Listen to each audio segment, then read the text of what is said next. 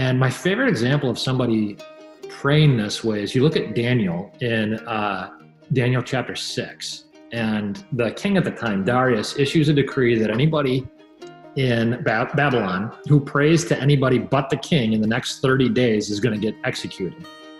And so Daniel, who is this high-ranking official that King Darius actually likes, the first thing that we're told he does, he hears this decree and he goes home, he opens his windows, he faces Jerusalem, he gets down on his knees, and we're told he prays and gives thanks to God. He gives thanks. That's the first thing he thinks to do. And that's Daniel 6:10, and it isn't until the next verse that he starts asking God for any relief. Now, what interestingly also, God doesn't take it away. Like, God doesn't just take King Darius away, God doesn't take the decree away, and he doesn't take the lions away. Like, he's going to get thrown to the lions. What he does is he gives Daniel a supernatural peace, despite the fact that he's surrounded by lions. And you contrast that with King Darius, who we're also told that night, so he's like the wealthiest guy on the planet, he's in the best palace in the world, he's sleeping in the comfiest bed in the world, but he's not sleeping, he's awake. He doesn't get one wink of sleep. And what that tells us is if you have the peace of God, which Daniel had, I'm thankful for what God has done, what he's promised, and who he is, like his character. I can sleep perfectly, even though I'm surrounded by hungry lions. But if I only have good circumstances, like King Darius had, that's never going to be enough.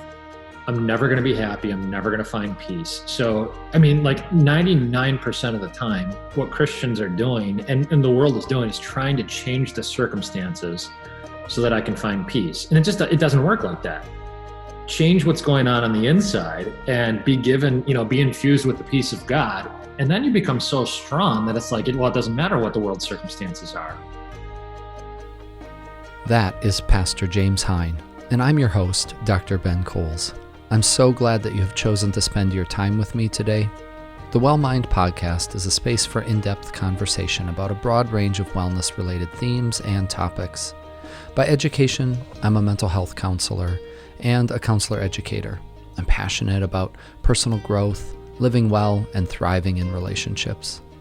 Today, we take a journey into the crossroads of spiritual wellness and mental health. Pastor James Hein presently serves at St. Marcus Lutheran Church in Milwaukee, Wisconsin. James is an old friend of mine, and I'm so happy to have him on the show today. He's thoughtful, genuine, and compassionate, and shares about his own journey with the mental health diagnosis obsessive-compulsive disorder. He speaks about the Bible's nuanced approach to wellness and mental health, and he drops plenty of practical wisdom related to the process of spiritual growth. This is a little bit of a longer episode, but we just had so much good stuff to talk about. So sit back, relax, and enjoy episode 3, Cultivating Spiritual Wellness.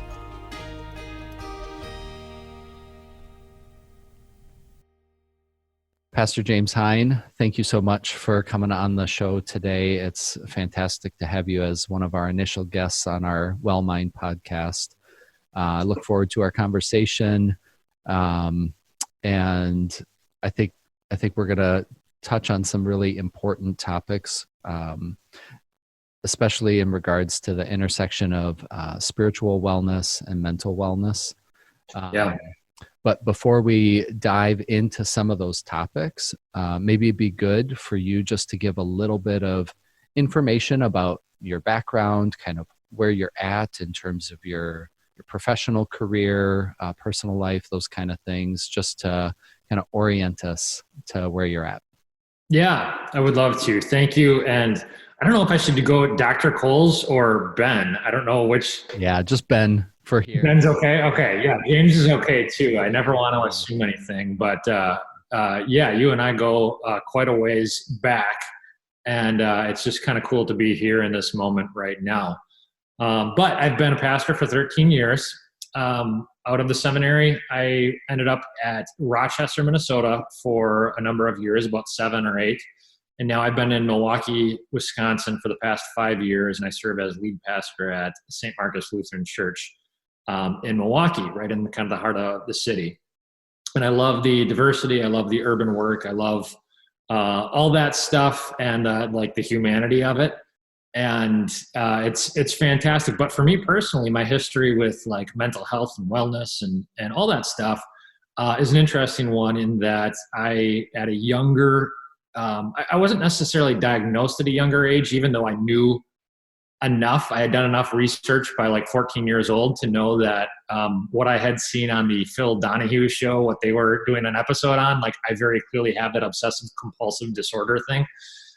And so I was dealing with it kind of on my own and in secrecy and quiet for a long time.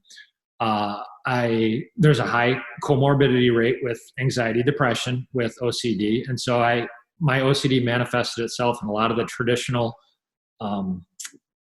ways, like the hand washing and the rumination and the checking and all that counting and stuff like that, those kind of rituals.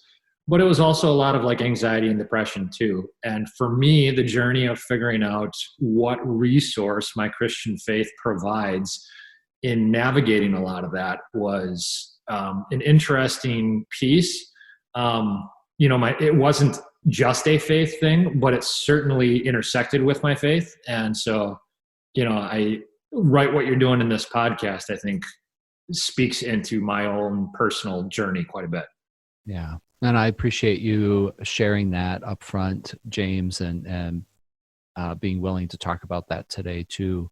And that's one of the reasons why I asked you on the podcast, frankly, is because I know this isn't strictly a professional topic for you. Yeah. And I think that's, we gravitate towards things that we're passionate about because we share some personal connection with it, right? Yeah. For better or worse, I would say. But in this case, I think it's for the good, for you, for our audience, for our time together today. So right. Yeah. Yeah. And you're right. We go way back, high school years, college years, for sure. And have had a lot of shared experiences, which I often think of fondly. And yeah. So appreciate that we've been able to share some important moments of life together, especially early in our development when we were just trying to figure out who we were. Right. It's also like, so, I mean, for me personally, there was a time I thought I was going to go into psychology or psychiatry or whatever, and just went a different path. And to see you go down that route and get, as far as you have in it is just it's weirdly rewarding, whatever, for me. And just to see that divergence in life, and yet how God in his body as a whole directs people in the places that they, according to his sovereign like providence, where they need to be. And even that is, over the years has been a huge like anxiety reliever for me. The idea that like, I don't know what's going to come and I don't even know what should come, but if there's a God who can see down the road miles ahead of what I can see, why not just trust the guy who can see the future? And whatever he's doing, he's got his eyes a couple miles down the road, and I'm just looking right in the present. So seeing the way he maneuvers his body for different people in different places for different purposes is always rewarding to me. So, yeah. Well, and for me, seeing where you're at, in my initial trajectory coming out of high school was that pastoral track of study. Right. And knowing that when a door closes, and, that was a door that I decided to close, that other ones open up. And so that ability to pivot and adjust when, in this case, like a decision was my own, but there are plenty of times when choices are made for us. And, case in point is this year. We're having to adapt, we're having to adjust, pivot, let some things go, pick up some new things that maybe we weren't anticipating. And I think the general sense of stress, anxiety, fear, confusion, these are kind of permeating our culture right now. What kind of things like are you seeing in your urban ministry that speak to those experiences? Yeah, So the reality is the COVID stuff has sort of disproportionately hit people of African American descent even harder. And so one of the things that I keep circling back to right now is nobody is doing well during 2020. Like if anybody says they're doing fantastic, it's almost like sociopathic, like, because the rest of the world is suffering. So if you're doing well, that's probably not healthy in its own way. Nobody's doing well, but some people are proportionately doing worse. And it's really hard to have sympathy and empathy when you're not 100%, but so maybe you're 80%, but somebody else is like 40%. And actually, I think part of God's design for our healing process is to get us outside of ourselves and to focus more on the other person, serving the other person. And like, it's one of those things. I remember reading a study once on how your body can't completely process pain in two places at once. So like if you jam your finger and you have a headache, like it's hard to process for your brain to process pain in both places at the same time. Mm-hmm. And so if you're acutely aware of stress and pain in your own life, sometimes if you focus on the serving the brokenness and hurt in other people's lives, it actually has this like therapeutic power in relieving you of some of your own stresses. Now, that's not always the case, but as a lifestyle principle, I think it's true. And I think for that matter, from a Christian standpoint, then moving into brokenness of humanity, like what the flesh naturally does is it tries to run away from anything uncomfortable, or whatever. And I mean, as you know, in psychology, a lot of times what you actually have to do is hold somebody's hand and walk them to actually face the thing that they've been running away from their entire life, because you have to, sort of slay that dragon. You can't just hide from it forever. But I think that's true of Christians too. Like the idea that we would run to the safest spot and the most sterilized spot and the, most comfortable spot is just not the Christian. That's not the mission of Christ. Christ came from the comfort of heaven to the kind of ghetto of earth and immersed himself in some messiness to bring healing to that messiness. And I think that framework of thinking for ministry has been important for me in terms of ending up where I'm at on North Avenue in Milwaukee and playing my little part in trying to bring some healing, into some of that. Not that understanding that I'm a broken person myself, and Christ brings healing into my life. But, how we're doing, I would say some of the people that I'm serving are just doing worse. And it actually is frustrating at times to hear other people talk about, COVID as a hoax or, whatever. When you have people who are legitimately hospitalized, legitimately have family members dying, legitimately like that, it's being patient and all of that, and understanding where people are coming from. So yeah. Well, and that again, that takes empathy. Yeah, and that doesn't happen on accident. That's an intentional thing because, just like you were saying, our natural tendency just as humans is to avoid pain and suffering and seek comfort. And socially, we're definitely oriented towards, making life more comfortable for ourselves in every way, shape, or form. Yeah. So as Christians, certainly not being immune to that, but, the point about having empathy, actively moving towards suffering when you yourself are hurting for maybe similar reasons or different reasons. I don't know. I wonder if you can kind of speak to that as you're trying to work within the body, at least in your area. Yeah. One of the things, as you were talking, one of the things that I was thinking about is how, when I'm personally doing some pastoral counseling, and one of the things, like, it's kind of a cliche thing for a pastor to like prescribe, let's say, prayer, and so like there's benefits in and of itself with prayer, but part of the technique, I'm fully convinced, there's so many passages where God commands prayer for the reduction of anxiety. And so, for instance, in 1 Peter 5, it says, cast all your anxiety on him because he cares for you. And in Philippians 4, Paul says, don't be anxious about anything, but by prayer and petition, with thanksgiving, present your requests to God. And Jesus himself in Matthew 6, he says, don't worry about anything. Seek first my kingdom and my righteousness. And so, first of all, it was liberating for me to hear God. Like, I don't think I understood early on in my life that God actually commanded me not to be anxious.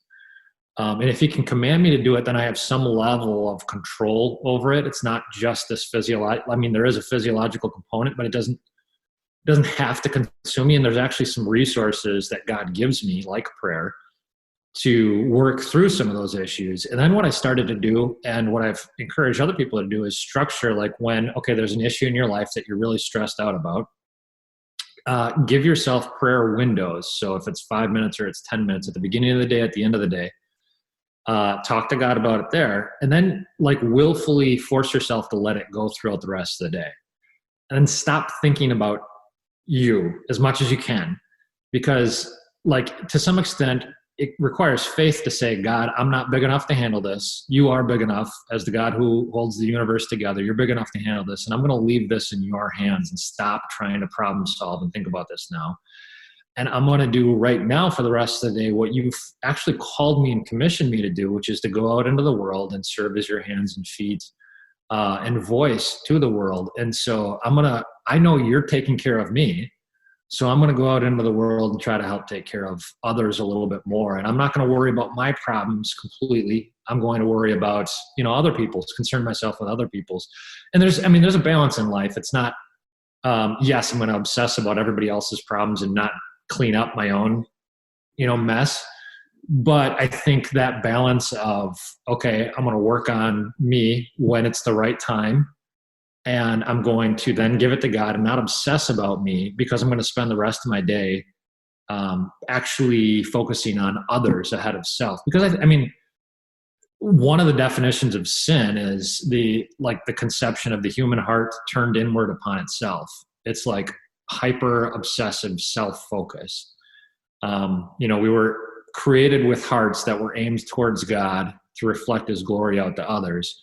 But when that heart gets turned inward upon itself, it creates, the world's problems, wars and oppression and abuse is caused by everybody saying me first, and so, like, being able to say, no, because God put me first, I'm going to say you first in my functional day-to-day life.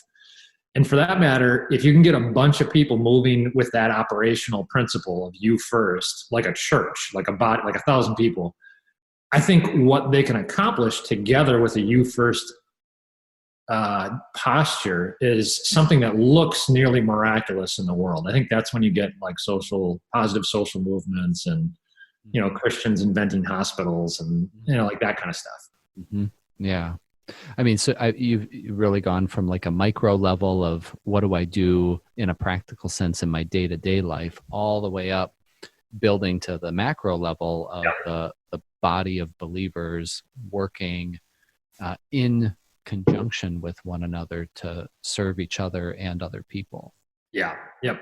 And so if we maybe deconstruct that a little bit, to dive into it, like you're saying, from a practical sense, it does start with some sort of behavior. And I think for a lot of folks, it's easy to recall a passage that says, don't be anxious, or cast all your anxieties on him. But then I end up still feeling anxious and stressed. Yeah. And so then I feel badly about that. Yep. Yes. Guilty, feeling guilty about feeling guilty and stuff like that.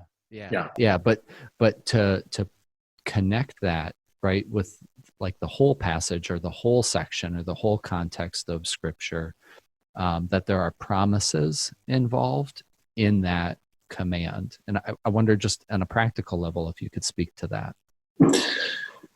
Just like to the promises of God and how we... As it relates to people's anxieties and dealing with stress. And God's telling me not to be anxious, but here I am feeling anxious. Yes. Well, one of the things I would say is So, modern Western people are kind of hyper feeling obsessed. Like our emotions drive us in ways that it's not that emotions are bad things, but they should be the product of truth, not the things that dictate truth. So one of the things that I'll try to counsel people into too, and David does a phenomenal job of this in the Psalms. I've gotten into the understanding the psychological significance of the Psalms much more in my older life, and reading through the Psalms more in detail. But one of the things he does, for instance, is in Psalm 42, is he says, why are you so downcast, my soul? Why are you fallen in despair? And basically what he's doing is he's rebuking his soul. And it's interesting that in a psalm that is a song of praise to God, essentially what he's doing is he's not allowing his feelings to tell his brain what to think. He's telling his brain, filled with God's promises, to tell his heart what to feel. In other words, the shift is from when you're anxious, I think, to some extent, you're letting the circumstances and the feelings surrounding those circumstances tell you what to think and dictate what you think. But instead, if you can fill your mind with God's promises and your mind can tell your heart what to feel, that actually puts you in control. And just leveraging God's promises that way is such a calming type thing. Now that's a technique, and you don't learn techniques like that. You can learn the nuts and bolts of it, but you don't learn it. It doesn't change overnight. And I think it's one of the reasons why Jesus gives us so many organic illustrations. So he's constantly talking about, vines and branches and seeds and stuff like that. And I think because spiritual growth is organic, and so it doesn't happen overnight. And so regardless of what somebody feels coming out of a worship service or after a Bible study, that might not be reality. That might just be the feeling of the moment. But if you trust the process and you stick to the process and you submit to the spiritual disciplines and you do them again and again and again and again, what it is, one of the analogies I'll sometimes give is it's like, okay, so you got this great patio furniture outside, and every time you hear one of God's promises, that God loves me, not because of who I am, but because of his goodness. So he loves me undeservedly. He's promised me a future in heaven with him. He will not leave me or forsake me. He commands his angels to watch over me. He works all things out for my good. You take all those promises, and essentially what it is every time you hear it, it's like turning a screw down on a bolt in your patio furniture. And each time you hear it again and again, it's just twisting it a little bit further. And then when the storms come, the storms of life come, all your patio furniture doesn't fly away. Because it's if you're not bolted down, if you're not screwed down by that stuff, you're just completely a victim of the winds of life. But if you can have something that anchors you and cements you in what God's promises do, again, organically, day after day, you drill those things down, it's calm in the storm. It doesn't matter what comes, but you're going to stay fine, and not fine relatively. It doesn't mean you like the circumstances, but it's an internal calm that fights off the external chaos. And I mean, for a lot of us who deal with anxiety, depression, it's an inability to manage stressors of life. A lot of us, it's not just mental health issues or anything like that. It's life complexity issues that we don't know how to manage that, And so I think taking God's promises, drilling them down, that's what the spiritual disciplines, as much as anything, is they're like exercises. It's like getting your body in the same way you get your body in shape, you get your spiritual welfare in shape, and then you have the resources and the muscles to deal with the inevitable things of a fallen world. Yeah. So I mean, what you're talking about is a practice, right? Yeah. I mean, if some people might defer to having it in their routine or something like that, but really being intentional with it and saying this is an action that I'm going to take to expose myself in some way to God's promises, because that's right. That doesn't just happen in a vacuum. Correct. We have to invite that in some way by either stepping into God's word or showing up to church or engaging in some sort of devotional life or Bible study, small group, right? I mean, so that's, and in fact, I'd even take it a step further. So not only do we need to invite those messages and those disciplines into our life, but the rest of the world isn't neutral. Like, so everybody is constantly preaching to you a vision of the good life. And I mean, if you're not aware of it, it means you're probably buying it already. And like every commercial, every song, every movie, everything is essentially saying, there's an emptiness in your life and it needs to get filled. And whatever we're offering, whatever vision we're presenting, like maybe that'll make you happy and maybe that'll make you whole. And so it's like, I often tell people, like, yeah, I preach one pretty long sermon every week, but there are other things that are preaching you constant sermons every day. And so you need to balance out false messaging with true messaging in order to, again, kind of anchor yourself. Mm-hmm. Mm-hmm. Yeah. So then, as you're kind of describing these different practices and then now saying, well, and you also have to set boundaries with the other messages that you're exposed to. Yeah. I mean, how do you coach or counsel people to discern some of those messages? Because some of them can sound really good and really appealing, and but maybe they're not the truth. Yep. Yeah. How does one discern that? Yeah, again, I don't think you can navigate what is false without regularly having daily reminded in your brain what's true. Like, so if you're not hearing God's word on a regular basis, I just assume, like, because there is the devil, the world, and the sinful flesh, right? Like, there is demonic forces trying to pull you away from Christ. There is a fallen world that is conducive to pulling you away from Christ. And you have this internal enemy, like your own flesh, that wants to run away from Christ too. So you have to be in those, you have to force yourself to be in those true messages on a regular basis. Now, as far as like discerning, I think spiritual disciplines, what I usually tell people is like, so even, maybe 90% of life involves making decisions that are not God said, do this or don't do that. So like gray area kind of this is like, so who should I marry and what should I do for a living? And like major life decisions, where should we live? And like, how do I figure that stuff out? Well, it's a combination. I think the discernment comes with, what biblical principles pertain to this particular area? And there's usually, several. Am I regularly seeking, like praying to God and seeking his blessing, his hand, his input on any of this? In other words, am I talking to him about it? Where's my conscience at on this? Like, there is such a thing as a gut, and there is such a thing as a mind that God does give us to help navigate life. Like, those are really helpful tools. They're not the tools in and of themselves, like the be all end all, but they're tempered by the other tools. And then the third thing is Christian community. Like the idea that every one of us would have somebody in our life that can speak, not a friend that just always agrees with us, but a friend that speaks hard, necessary truth. The iron sharpens iron. We're encouraging one another, but we also hold one another accountable. I think the modern Western belief that I should be able to do everything by myself is not true. And for that matter, the idea that, I can't tell you how many young adults I've worked with that essentially talk about my relationship with God being, or my spiritual life being me and God. I'm like, well, that's not at all what the Bible teaches. Like, you need to be, you're a member of the body. And there's 100 statements in the New Testament that say, like, do this to one another, love one another, serve one another, pray for one another. It's impossible to submit to any of that. It's impossible to one another unless you're deeply immersed in Christian community. And so, like, discernment, like the idea of asking other people, okay, I'm dating this person. What do you think? I trust you. I'm opening myself up to you. Or I struggle with this. What do you think?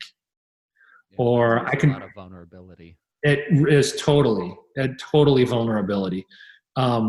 But like theoretically, if we all confess that we're sinners saved by grace, like I've said for a long time that I'm convinced that AA and Weight Watchers figured out something that unfortunately the modern Christian church does not do very well. And that is the necessity of vulnerability with other human beings. And it's the ability to put your narrative into words in a way that heals us. Because so the creation account is God creates this like watery chaos on day one, and then he uses his word to organize everything. And so he orders, like, so on day two, he creates this expanse that separates the waters. And so basically there's this chaos that he brings to order through words. Now, ultimately, we understand in the biblical framework of thinking that that word becomes flesh, and that meaning of life in Jesus Christ, the Logos, saves us. There's also like a theology of words. That means words, what they do is they add order to chaos. So when I'm feeling internally chaotic, if I can just speak that to somebody, if I can just like flesh it out in narrative form, it helps me make sense of it and gain control of it. And so this idea of like confessing to one another and sharing with one another. Now, obviously, a percentage of the problems that people face out there that are legitimate, like mental health issues, they need to go to a professional therapist like yourself to work through. But a lot of people aren't very well, simply in part because they don't know how to construct their negative internal emotions like they're not sharing it with anybody. And it just festers inside. And so the importance of humans in general, but like Christians should be leading the way on transparently sharing struggles, because I'm not saved because I'm proportionately better than anybody. Yeah. I'm saved simply by God's grace, and I'm not afraid to admit I'm a sinner. I struggle with stuff. I need your help. I need you. And if everybody does that, like, it creates such a humble, safe environment. Yeah. Yeah. You know, we've been dealing with social media in our lives for a long time now. There's plenty of young adults, young people at this point that don't know a time without social media. And now during COVID, when there have been a lot of restrictions in terms of connecting with others, mobility, it's been a very isolating experience for a lot of people. I've certainly read a number of important articles about that topic and how important social connectedness is. Mm-hmm. But what you're talking about, you know, social media cannot be a substitute. Correct. For what you're discussing. So how have you tried to keep people in God's word? How have you personally tried to maintain your connections that help you be accountable amidst the circumstances that we're in present day? Yeah. So the COVID stuff, so far as I can tell, is just, I know this from a church standpoint. I haven't thought it through very clearly from just a societal standpoint, but I know on a church standpoint, it's accelerating trends that already existed. And so the necessity of living certain things. So like human beings were already shifting things online. Okay, well, now we have to do most things online at this point, kind of like it or not. But we're also learning what you can't do online, and when I try to do everything online and I feel something's missing, what is it exactly that's missing? And that human connectivity, like, I've seen nothing out there that suggests anything indicating that social media can replace social life. You know, in fact, if anything, it kind of seems to exacerbate the communication process amongst human beings. So, like, does it serve a purpose, and can you like stay connected? Like, so obviously, you know, years ago we wouldn't have been able to have this conversation, at least not like this. And so there's all sorts of blessing attached to it. But how do you know, this is part of Christian discernment. How do you discern what is redeemable about this versus what is not, you know, not the same thing? And, you know, I think there is such a thing as like incarnational presence, and, you know, God becoming man and living and walking and holding us, like living amongst us. And I think the willingness to enter into other people's life and the necessity of being with other people, whether you like it or not, whether you're an introvert or not, whether you're, again, I by nature I am an introvert. I will record 9 times out of 10, given the option of being in a large group, which I find draining, or being in a small group or just at home, I'll choose the small whatever. But I've definitely learned about myself during the past 8 months. I'm not nearly as well when I'm not essentially like forced to be around other people. And that just does nothing for my overall wellness and health and that sort of thing. So I hope what we learn as a society coming out of this is I hope we learn a new gratitude for other human beings and being around other beings as opposed to just constantly being irritated by other human beings, because humans are they're the worst and the best at the same time, but framing it to always see, the best possible things, the great, seeing in people what God sees in people, as opposed to hating people for the ways they're not perfect, is something I'm personally trying to learn from this, but I'm also just recognizing and craving humanity, which is something I never thought I would. I mean, I even looked at that as a weakness, I think, like the idea that I need to be around other human beings. Like, no, I can do it on my own, and I want to do it on my own, and I'll be better on my own. And that's just not true. Yeah. Yeah. Well, yeah, it goes back to that strong tendency towards individualism.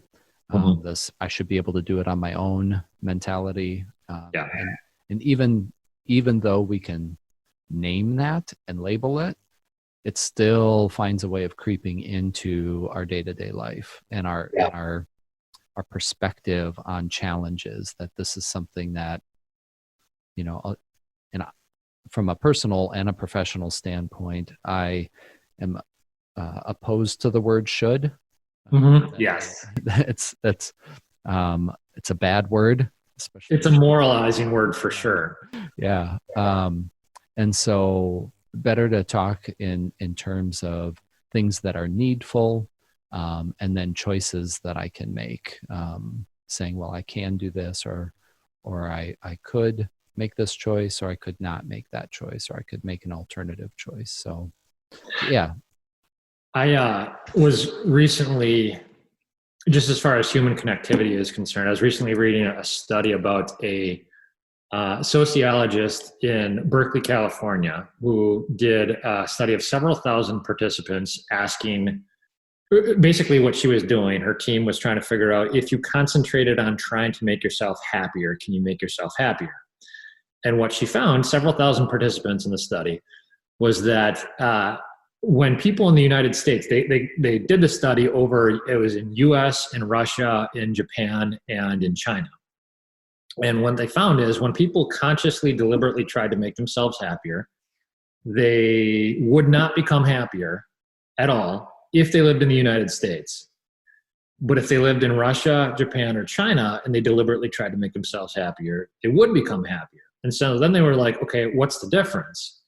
And what they figured out was, like we've known for years that Western people, so British people, Americans, have a hyper-individualism sense to them, whereas Eastern peoples generally are more collectivistic in their thinking. And so a modern Western person, when they say, I'm going to work on myself and work to become more happy, what they do is they try to accumulate stuff, and they try to gain, a promotion or achieve a status or something like that for themselves.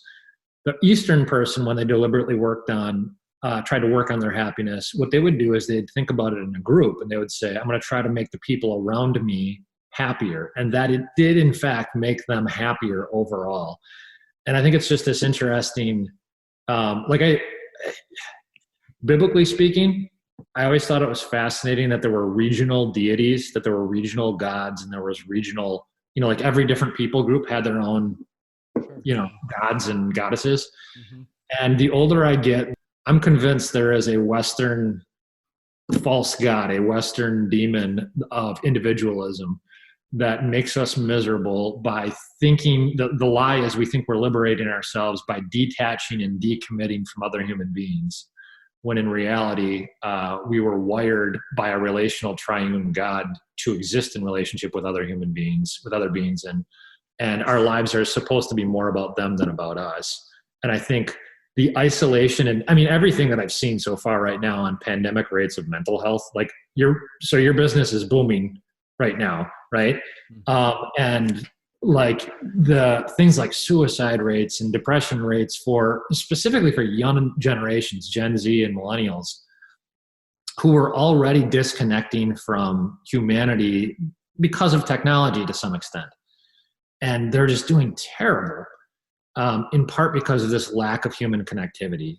And I think, again, COVID has exacerbated that. And my hope is that where we repent and are kind of redeemed from that is that we come out on the other side and we're just so much more into quality human relationships. Yeah. I did a presentation last fall, so fall of 2019, on mental health to a pretty large group of educators. And, one of the things that I was talking about related to Gen Z and millennial generations is that their source of significant stressors is very different than Gen X and further back. They're much more focused on social issues, right? Things happening in the world, right? Issues on a national or international level are much more in their frame of focus in terms of things that they worry about or are stressed about. And economics. There's still a large percentage of people, even in the US, that struggle with hunger and getting enough food. And this isn't something new, but now, like you said, we kind of overlay the landscape of 2020, not just with COVID, but also with a lot of social justice issues happening. Right. That further heightens all of those sources of stress and anxiety. We're more isolated than ever, so we're trying to connect virtually, which then exposes us, and you kind of referenced this before, like social media isn't just like subpar in terms of connecting, but we're also exposed to so many more things that can make us feel bad. Yes. Yep. So I think, in terms of what you're talking about, are there some actionable things that people can do to try and move out of that mindset, where, that hyper focus on that and pivot toward a different mindset? One of the amazing things, so in the 20th century, in the age of technology and information, was that we give everybody access to everything. And so, you can have conversations around the world. You can connect with music and writing and, books and videos from around the world. And then it became like this asynchronous, anytime you want, and so it's access. And so there's nothing in the world that has to be hidden to me, except for the fact that maybe as one finite human being, I shouldn't have access to everything. And the idea that, okay, I can get a 24-hour news cycle with my personal preferences and biases attached to it, and I can just sit there and watch it nonstop, is not healthy.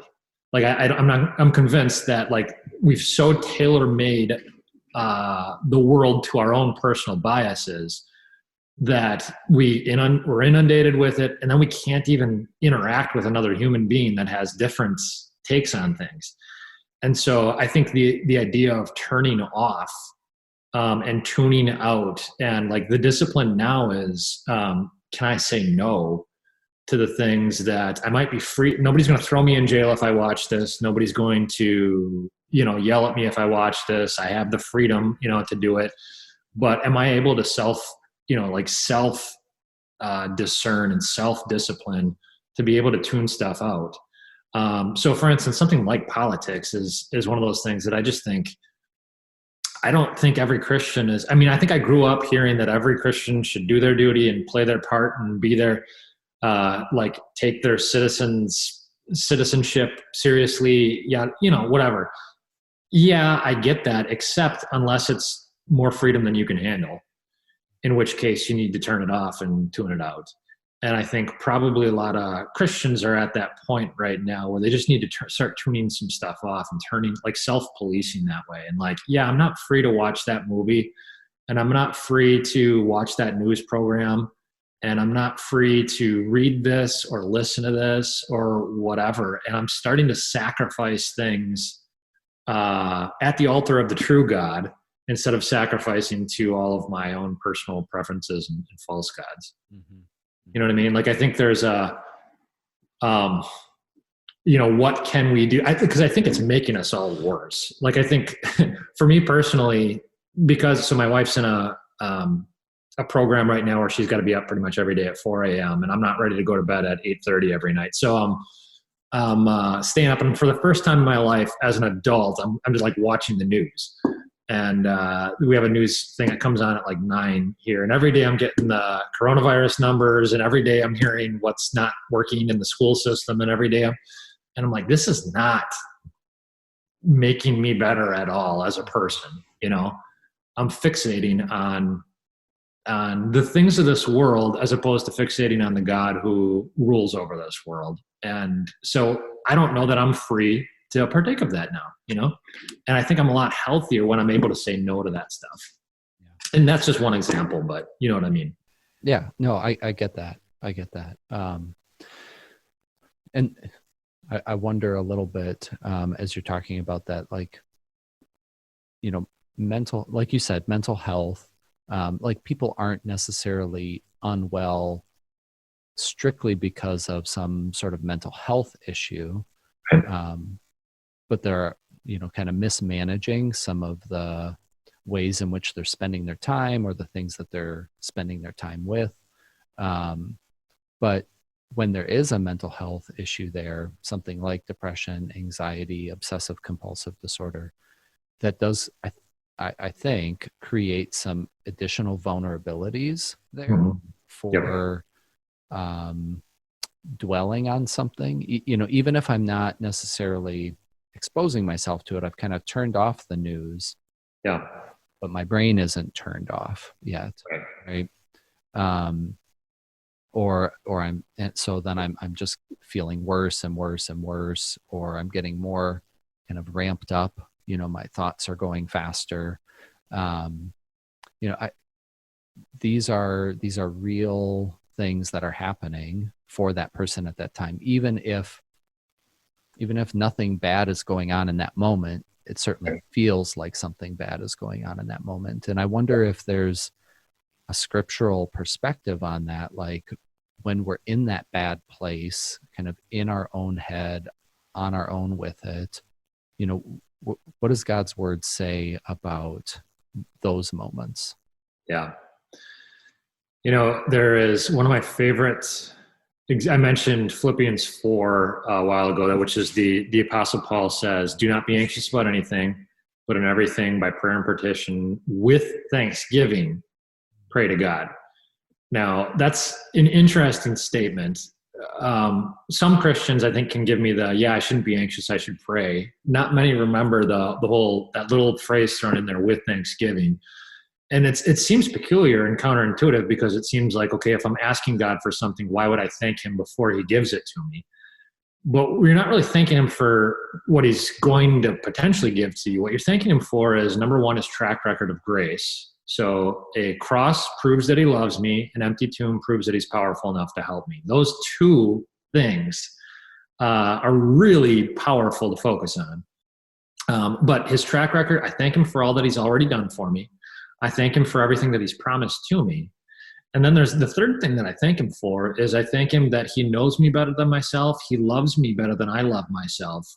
And he actually knows the future. Like, so if there's something that I really need, he won't deny it. And if there's something that's not good for me, he won't supply it.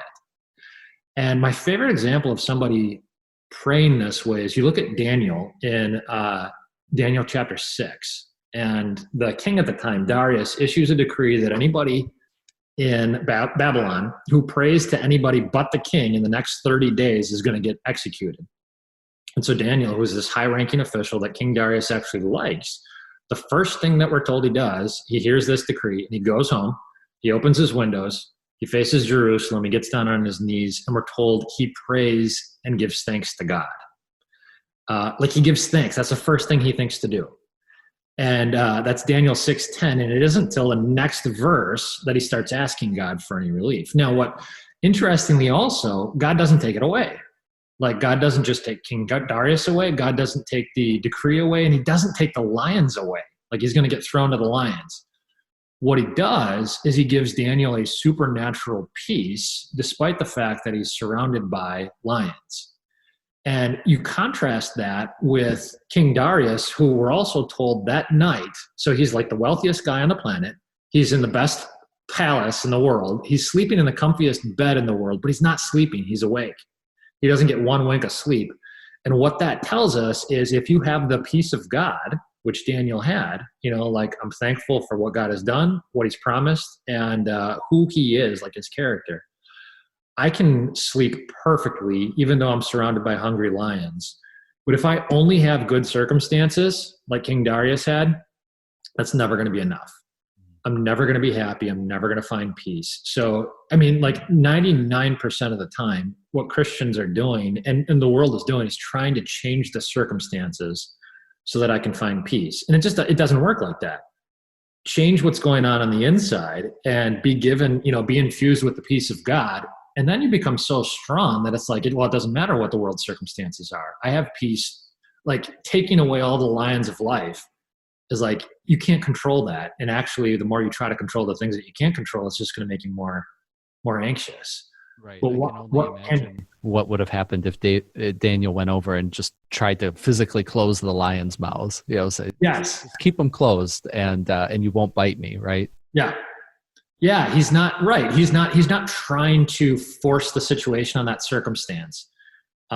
He's understanding who God is in the midst of horrible circumstances. And that's the only way you find peace. And furthermore, this kind of goes back to what I was saying earlier. If Christians are just constantly fleeing from bad circumstances, it's hard to actually do any kind of, I'm not talking about just public ministry. I'm talking about impacting people with grace. If you're constantly running away from brokenness, how are you going to be God's instrument to move into bringing healing into anybody's life? And if you're not bringing any healing into anybody's life, how is your life meaningful in any way? If we're created for one another and to serve and love one another. So I don't need my circumstances to be better. I need God to make me so strong to handle my current circumstances. And that is it's a mental shift, but it's such a better, it cures so much anxiety because I stopped trying to pull the levers to make my life exactly the way I want it to be. And I just say, God, fill me with your spirit and help me be what you need me to be in these circumstances. Mm-hmm. Mm-hmm.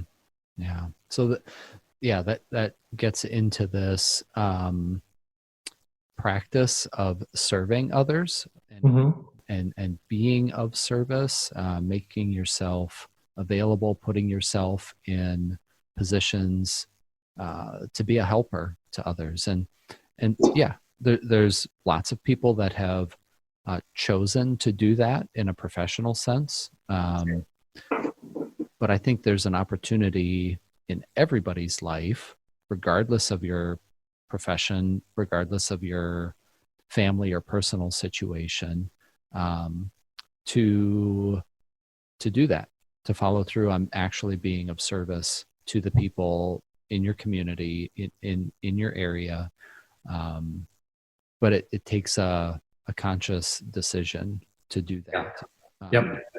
So from a motivation standpoint, where does that Christian motivation come from to put yourself out there knowing, you're broken, I'm broken, and God can still use us? Yeah. I think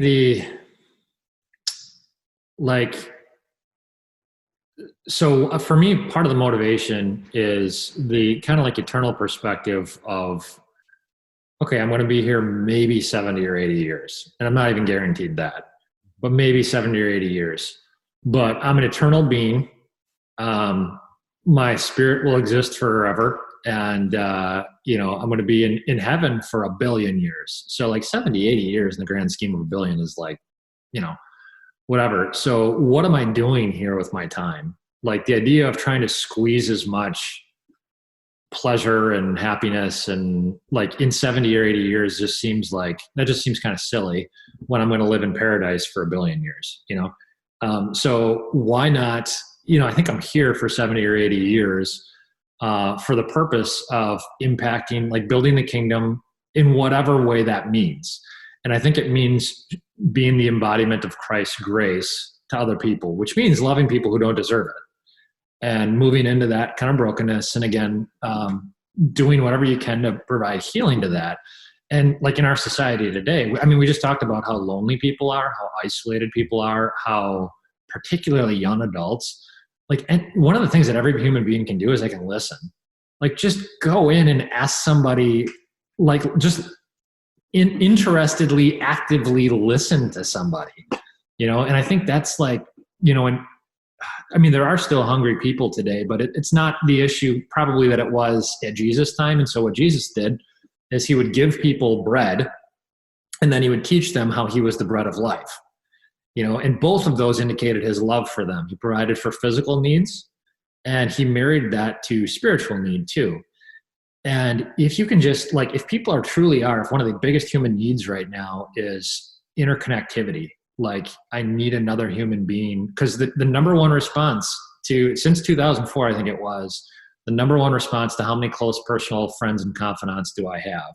The number one response in America is 0. I don't have anybody. The number for years and years, I think the answer used to be 3. Like I have 3 close personal friends, but the average person today, or the most common response given anyways, is I don't have any. 0. So like, but you can be that to somebody. It takes a conscious decision, but you can say, yeah, that guy over there is really rough. And a lot of people don't have time for him. But if I just show up and I ask him how he's doing and I ask him about his life and I ask him what he thinks about things, and he will feel so much better about himself, about his life, and not only that, but I'll gain trust to the point of building this bridge of like, so I'm healing him in some way by letting him share his story. But if he ever asks, I'm more than happy to tell him about the Savior that, the life that really is life that I'm looking forward to as somebody with a mental health issue myself. And so much of life, there's been so many times where I've just wanted nothing but to get out, like that's all I want is an exit from the like internal pain and misery of life. But I know that there is an exit and it's coming. I'm just, not accelerating. And I know God is going to call me when he's ready. And so, but to be able to share that with somebody else too, like, yeah, man, life is rough. I'm so happy that this is just a temporal situation. And here's the Savior who made that possible, but I think that everybody can do that. Everybody can listen to somebody else. Everybody can be a friend to somebody else. Everybody can be non-judgmental, that sort of thing. Yeah. Yeah. It begins with relationship. And that relationship then becomes the pathway to all these other things. Whether it's happiness, whether it's evangelism, whether it's, just even physically giving somebody bread, that there has to be some sort of a relationship there in order for that to be meaningful in any sense of the word. A human cannot be well without connection to other humans, without connection to like meaningful, like meaning and purpose, and for that matter, like meaningful values in their lives. And so the idea of loving and serving others ahead of yourself, like takes care of so much of that, Mm-hmm. So transitioning a little bit here, James, to, I've heard this over the years, that when there's a problem, especially, it seems especially like a mental health problem. I think we're kind of past this for a lot of physical diseases, attributing this to not having faith or not being strong enough in the faith. But I think there's still a sense of that with mental health issues. First of all, did you ever have that experience, like when you were going through some of your own mental health issues, that you were attributing this to some sort of spiritual deficiency? Yes. Yeah. That was definitely there. And I wouldn't point to any one person. And honestly, my inability to navigate it for much of my life was the number one issue, I would say in many cases, was like, it was my own. First of all, some of it was nobody's fault. And some of it was my own whatever, that I have to own more of that than anybody else. But I would also say that, I mean, anybody who's born and raised in a conservative religious upbringing, there is this temptation to, if you only have a hammer in your toolbox, every problem is just a nail. And so if you're in a religious setting, you assume, okay, well, if this person's suffering, that's because you don't have enough faith. And the interesting thing is, if you're a sociologist, you also can't be this one tool, one trick, whatever too. And you can't just say, well, because you're sad because society wasn't good to you, people weren't good to you. Or if you're, a dietitian, well, you're sad because your food isn't right. It's much more complex than that. And even though there are Christians and religious people who simplify it into merely a faith issue, the Bible doesn't do that. And I'll often share with people, one of my favorite examples is the prophet Elijah in 1 Kings 19. He defeats this. He has this big showdown with these prophets of Baal on a mountain, and he defeats them. And so essentially, it's a positive experience, but it's such a draining experience, and there's such an emotional letdown after it that he goes and sits down and he basically talks to God and just says, "I want to die." Very clearly it's depression. And he's emotionally, he's been spinning and running for so long that he's just tapped out of energy, And what God does is he doesn't just tell him to have more faith. Now, he does tell him that there are some things that Elijah doesn't trust enough. So it's not a non-faith issue. Faith is a component of it, but it's not exclusively a faith issue. And what God does is he has him take a couple naps. So he sleeps. God makes him a couple meals, so it is dietary. God has him get up and go on a journey, so there's a physiological component to it.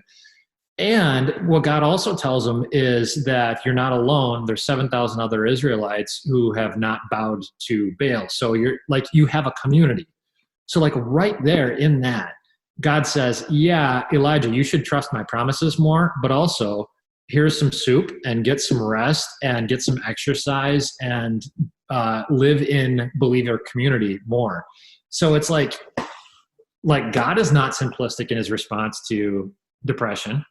And therefore, I think sometimes God's people are sometimes simplistic in their responses to depression, but God himself is not. And all you have to do is look at the case study of Elijah to see that. Mm-hmm.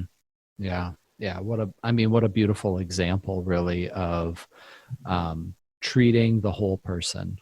Yeah. And how important that is. And so from a psychology only standpoint or a counseling standpoint only, you're going to say, yeah, of course, get better sleep, make sure that you're eating and nourishing your body, have daily activity, whether that's exercise or some form of movement. But when you're up, be active, do these things, and then connect with other people. But the part that gets lost is the attention to spiritual wellness, to be able to trust, that to work at trust, to nourish faith, to exercise faith, right? Yeah. All of those same things parallel in with spiritual well-being. So this whole first portion of our conversation today,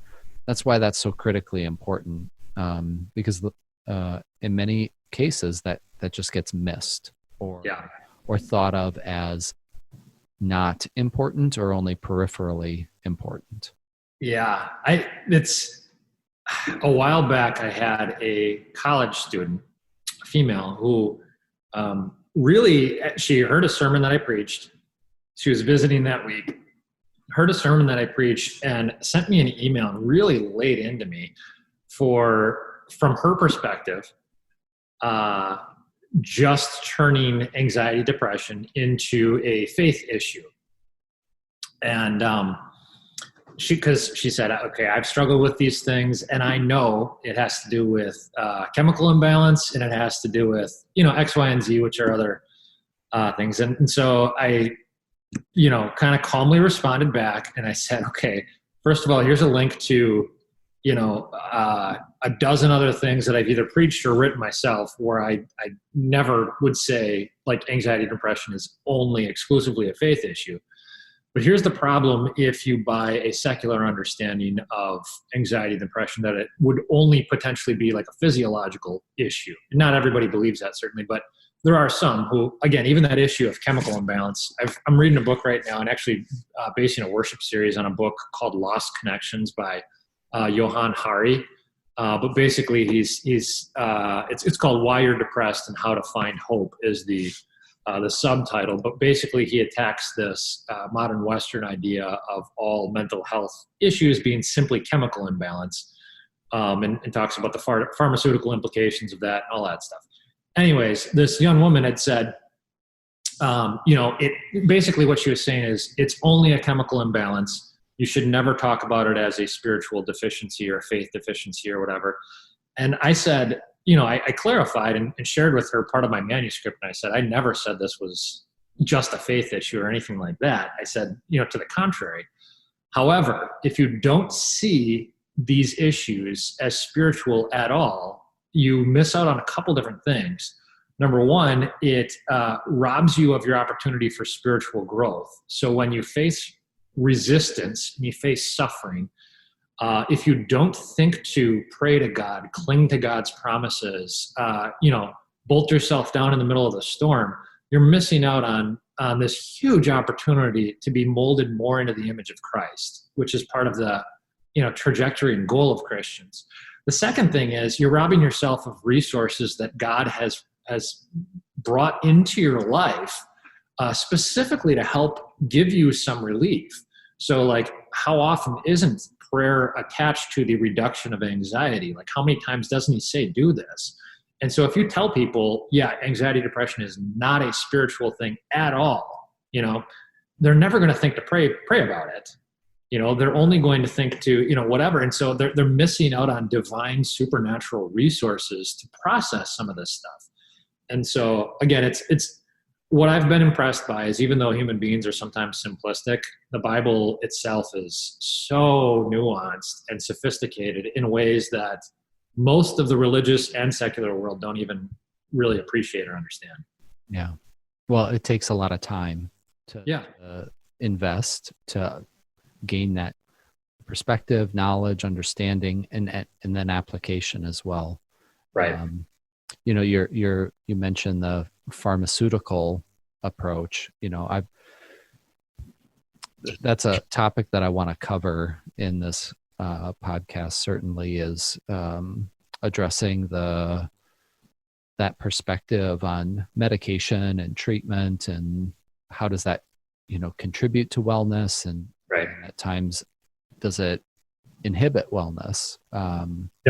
But even neuroscience would say that those our methods for controlling our autonomic nervous system are pretty blunt.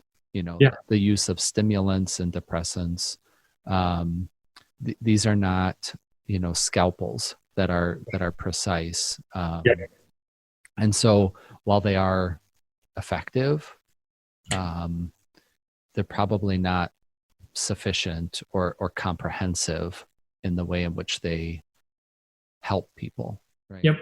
So I think we can kind of safely stand on that side of the issue, even as from a Christian perspective, saying, yeah, there's neuroscience that recognizes that as well. And those are the tools that we have. So we're going to continue to use them. Yep. But we can't just stop there. That's not like the answer. I get a lot of questions about Christians and medication, and I think there's been a stigma attached to whatever for a long time, and I don't even think it exists nearly as much now as it did 20 years ago. Sure. But I'm very open with people about the fact that I've taken a variety of medications to help deal with OCD symptoms to various degrees of success. And one of the ways I heard it put in a book once that I thought was just really helpful was they described those types of prescriptions as like water wings when you're learning to swim. And the idea is, you might not just throw a kid right into a pool, but if you can give them something that will make them more buoyant while they're learning to swim. Like, so the goal is not that you would be, ideally, the goal is not that you would be, 40 years old and still wearing water wings in the pool, but some of us do have to, wear them for a long time. But if you have the ability to develop the muscles to swim on your own and you don't need them anymore, and some of the side effects that come along with them, that would be a great place to be. So it's not either or. And so, yes, I look at medications as one more way that God helps take care of us and bless us, in the same way that, if you have a cancer patient and there's some medication available to help with that, thank God for that. Don't stigmatize that. And so use it, but don't look at it as the savior either. There's no pill that we can take that makes any actual unrest in the soul go away. It's going to require a bigger answer than that. So we thank God for it, but we don't rely solely or primarily on it. Mm-hmm. Mm-hmm.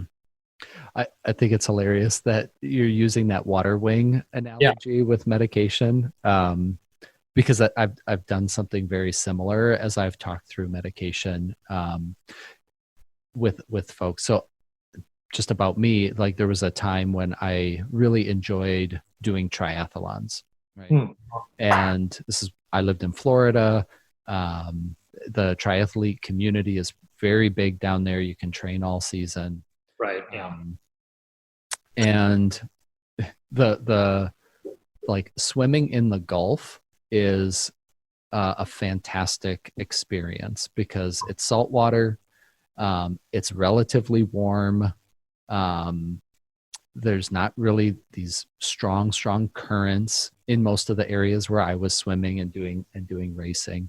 And so I didn't need any help. I could just wear my triathlon suit and go out there, and my success or lack of success was 100% on me. It was just based on my training. Well, and I moved back to the Midwest, and I did some triathlons up near Duluth in a lake, not salt water, still no currents, but if it's breezy, all of a sudden, you've got this big chop, right? Yep. And let me tell you, the water's not warm. Right. So I needed help. I needed, it didn't matter how much I trained, I couldn't keep my body temperature up. So I needed a wetsuit, right? Yep. And I needed a full body wetsuit, but I didn't have one. I had one that didn't have sleeves, but it had legs. So I was like, okay, I'm going to do this. So it wasn't great, but it still helped me, and I got through it. Yep. And so that's kind of a little bit of a longer explanation why sometimes we can be doing really well, and the things that we're doing are sufficient. Yep. In terms of our self-care, going to therapy or counseling, meeting, with my Bible study group. But then sometimes circumstances change. And if we just apply the same approach to it, we're not going to find as much success, or we're not going to be successful at all. And so that's at times where medication comes in, is that it's that wetsuit, right? It's that extra support that I can have when circumstances change and the normal stuff that I'm doing just isn't working. Right. Yep. Totally agree. Now, Yeah. People that live up in Alaska and they're doing triathlons, they have to wear the wetsuit all the time. There's never a time when they don't. So there are folks that, right, have to have medication their whole life. And that's part of them taking care of themselves. And that's a real circumstance as well. Totally. Yep. The coming to acceptance on my obsessive-compulsive disorder and realizing, so like I had heard that when I was younger too, like when we figured out that some of my behaviors were not like, okay, this isn't normal. Like the word, maybe this is a phase was used. And I know that's sometimes used. I know there are true things about phases in childhood development and stuff like that. But there are also things that skew far outside the realm of typical pattern behavior. Yeah. And when I eventually got to the point where I realized I'm in it for the long haul on this thing, like till I die, I'm going to have some manifestations of OCD, and this is going to be if I don't do my regular kind of behavioral therapy things for myself that I need in order to be well, it's going to go off the rails and, whatever. And I resented that for so long. And at some point in time, through the grief process, came to an acceptance of it and understood also that at various points, that's probably going to mean potentially some medication for me. And I am literally to the point where I will even get like some almost kind of nervous tics if I don't, and if I'm not on medication, or if the situation becomes so stressful that, whatever. And that just, it's like, I'm studying right now and prepping to preach on the Apostle Paul's thorn in the flesh. And he asked God to take it away. And then God says, my grace is sufficient for you and my power is made perfect in your weakness. And the reality that God allows me little thorns so that he can spare me from becoming proud, arrogant, and ultimately like the potential thorn of like hell. He gives me a little slice of hell sometimes here on earth and he allows it. But that actually makes me so much spiritually healthier when I realize I'm dependent on him. I'm dependent on the blessings that he's brought into my life and the people that he's brought into my life. And for some of us, we're going to be dependent on medication in a healthy way, like a prescribed way. And that's okay. It makes me humble, but humble's a good place to be. It's fertile grounds for like spiritual development. Yeah, absolutely. When in our weakness, we see his strength. And all right. So let's bring this home today. I've certainly appreciated our conversation, our discussion, talked about some things that I figured we would, and then talked about some things that I had no idea that we were going to. So that's fantastic. I appreciate that. So one of my questions that I like to ask at the end is, what's next for you? What kind of projects are you working on currently? What goals have you set for yourself? Yeah. What's down the road that you're working toward?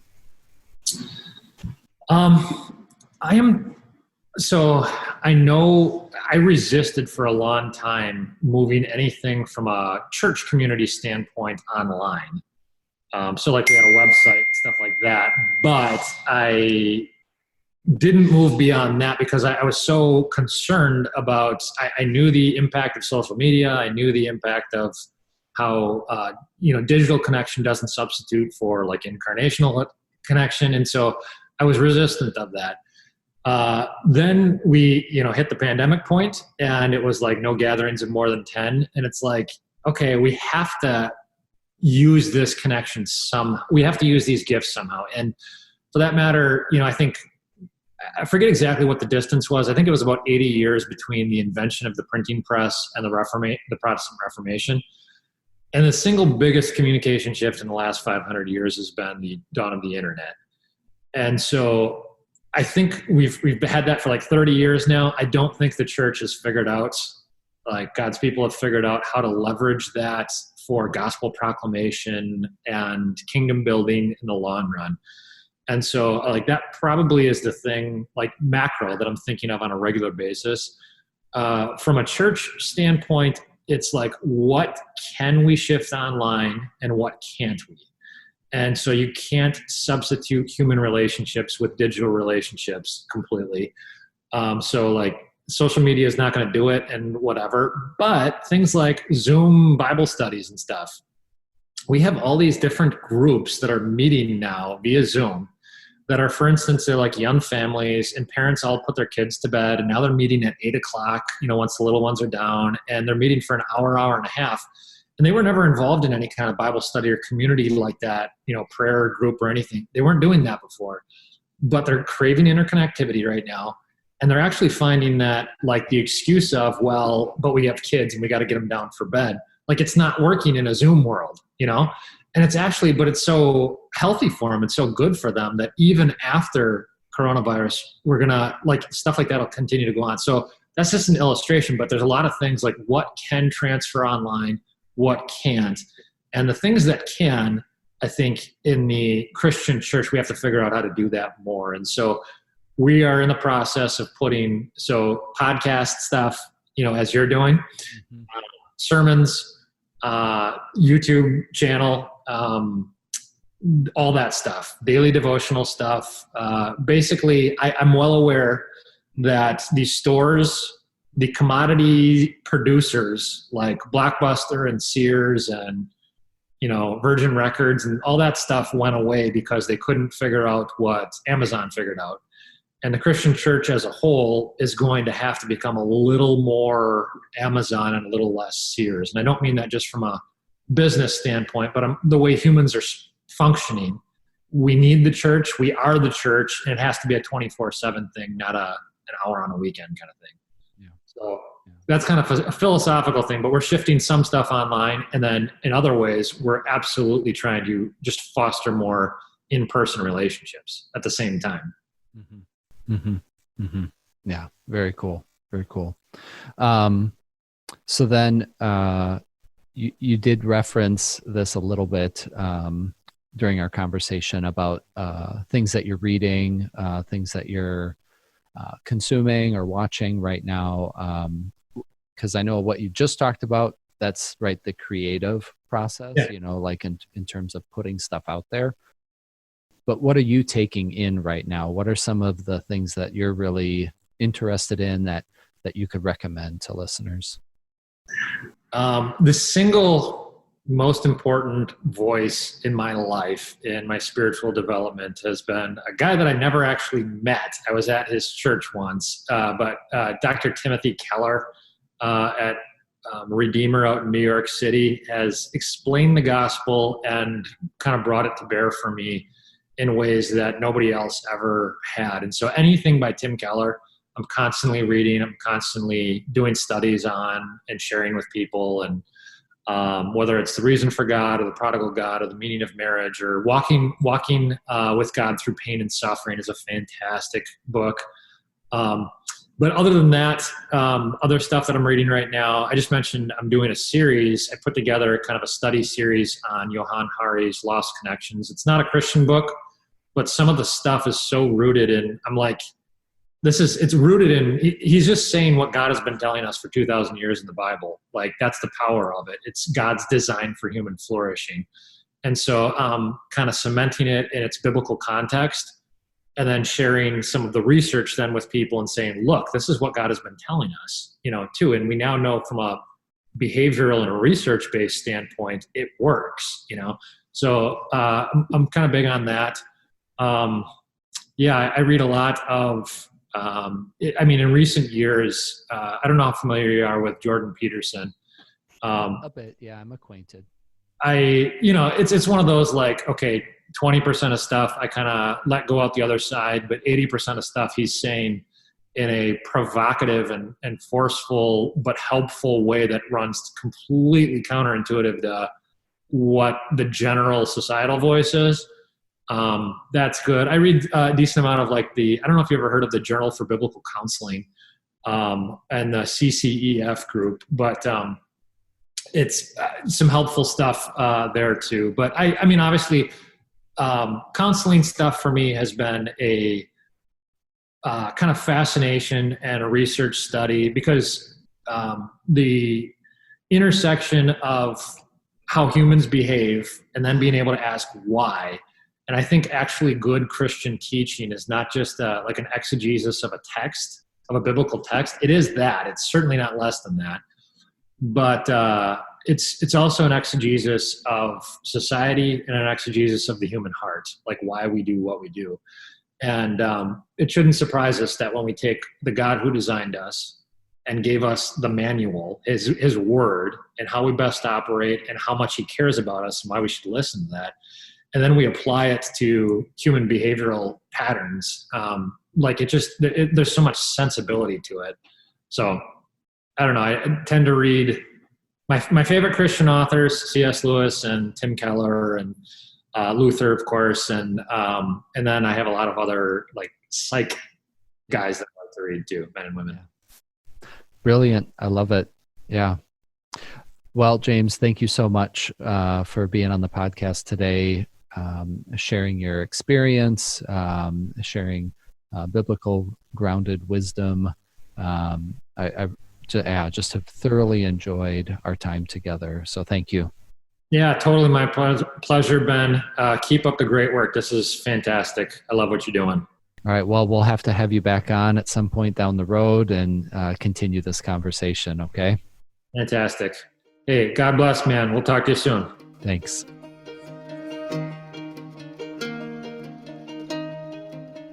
Thank you so much for listening. If you enjoyed the show, please subscribe through your podcast app so that you automatically get the latest episode. I plan to publish one episode a week every Monday. Also, consider taking a moment to review the show if you found our discussion meaningful to you. Good old word of mouth is great too. Let people know about the Well Mind podcast and spread the word. During today's show, James and I made reference to a few different publications, resources, podcasts. You can find all of that information in the show notes page. Many thanks to the staff here in the Bethany Lutheran College podcast studio. Greg, Seth, and Caleb have been tremendous in providing technical support for the podcast. Special thanks to Lauren McMacken for designing the logo and cover art for the Well Mind. Now, next week, I welcome speaker and advocate Michelle Margraf to the podcast. Michelle was the executive director of the Compass Center, an agency committed to serving those impacted by domestic violence and sexual assault. Now, she serves as the director of family support for Kingdom Workers. She frequently provides something called bystander trainings. These are trainings that prepare people to intervene in safe and effective ways when they see someone being harassed. She also facilitates educational and experiential trainings that go in depth on how to support people in domestic violence situations. Honestly, we take on some pretty heavy topics next week, but I can't stress enough how important it is to equip yourself with the tools and the know-how on responding when someone breaks their silence and speaks about their experience with abuse, assault, or domestic violence. Thanks again for tuning in, and until next time, be well.